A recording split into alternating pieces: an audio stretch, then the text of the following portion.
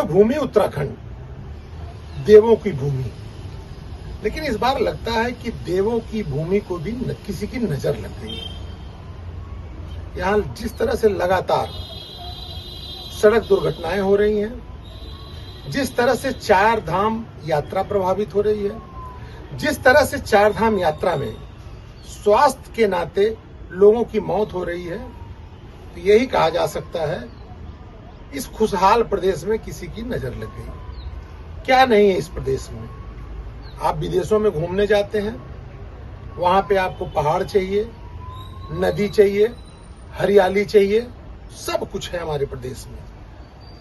इसीलिए लगता है कि किसी की नजर लग गई। सड़क दुर्घटनाओं की मैं जिक्र करूंगा, उसके बाद जो स्वास्थ्य से लोगों की मौत हो रही है उसकी जिक्र करूंगा। एक सड़क दुर्घटना होती है रुद्रप्रयाग में। 20 लोगों को बस लेकर के रुद्रप्रयाग से बद्रीनाथ जा रही होती है। बीच में अनियंत्रित होकर के अलकनंदा नदी में गिर जाती है। 3 लोगों की मौत होती है। 8 लोग घायल होते हैं, जिन्हें रुद्रप्रयाग अस्पताल लाया जाता है। उसमें 4 लोग ज्यादा सीरियस होते हैं, तो उन्हें एयरलिफ्ट करके एम्स ऋषिकेश लाया जाता है। और इसके साथ 9 लोग लापता हैं, जिसकी एसडीआरएफ और एनडीआरएफ के द्वारा जांच अभी भी चल रही है। रेस्क्यू ऑपरेशन अभी भी चल रहा है। कई जगह जाल लगाए गए हैं। नरेंद्र नगर तक तलाश जारी है। मैं इस दुर्घटना के साथ और जिक्र करूंगा, क्योंकि इस दुर्घटना के साथ कई दुर्घटनाएं हुई उस दिन। चक्राता के पास दुर्घटना हुई, 3 लोग मर गए। एक बैंक मैनेजर की गाड़ी गिर गई, उसमें बैंक मैनेजर मर गए। मसूरी के पास एक गाड़ी का नुकसान हुआ, या कह लीजिए कि गाड़ी एक्सीडेंट होते होते बच गई, बहुतों की जान बची। और इन सब के साथ अगर मैं जिक्र करूं तो बद्रीनाथ के रास्ते में कुछ दिन पहले भी आपने सुना होगा कि गाड़ी का ब्रेक फेल हो गया था। लगभग 23 लोग थे।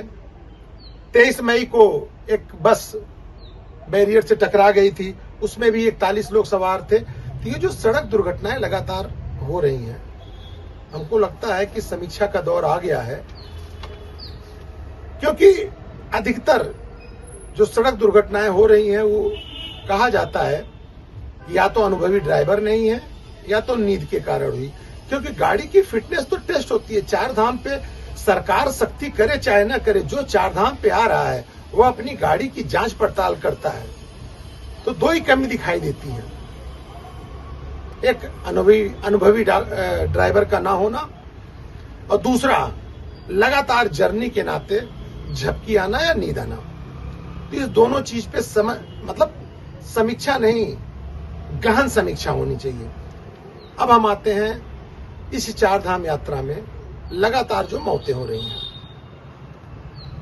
अभी तक एक जो डाटा, सरकारी डाटा के हिसाब से मैं बात कर रहा हूं, वैसे तो बहुत कुछ होगा, लेकिन अगर हम आपसे बात करेंगे तो सरकारी जो डेटा आता है उसी के आधार पर करेंगे।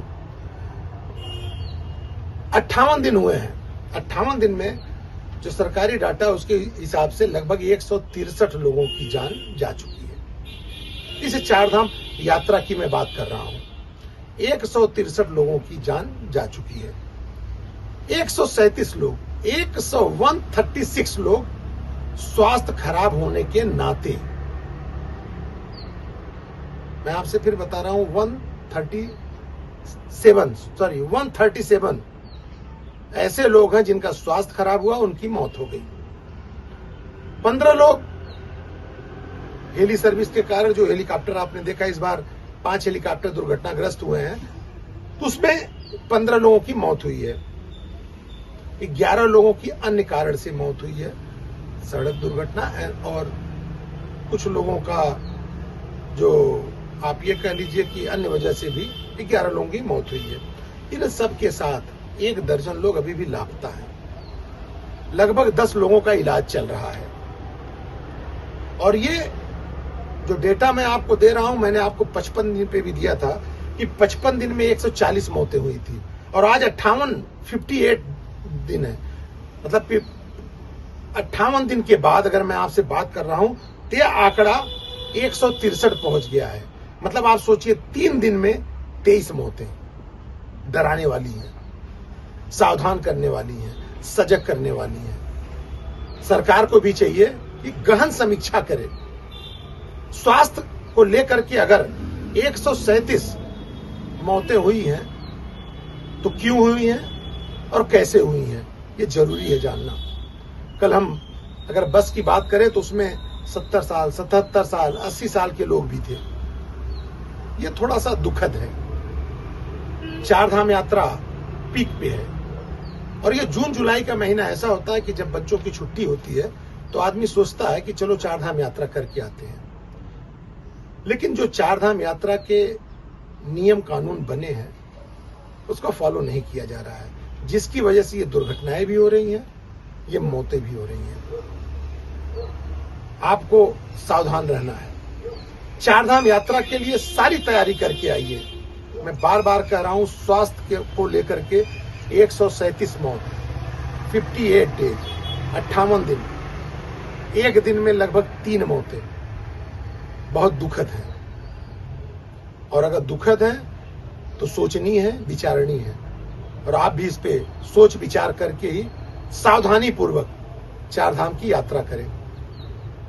कई बार हम लोगों ने समाचार चैनल के माध्यम से आपको आगाह करने का प्रयास किया, लेकिन आप समझ नहीं पा रहे हैं या समझना नहीं चाहते हैं, क्योंकि पिछले 3 दिनों में जो हमने आपको बताया 23 मौत, हकीकत में ये डरा रही हैं कि अगर समय से हमारे श्रद्धालु सावधान नहीं हुए तो ये चारधाम यात्रा को तो प्रभावित करेंगे ही करेंगे, और अपने जान से हाथ भी धोएंगे। इसलिए समय रहते आप अपने आप को चारधाम यात्रा के हिसाब से तैयार करके ही चारधाम में आए। धन्यवाद। देखते रहे इंडिया न्यूज।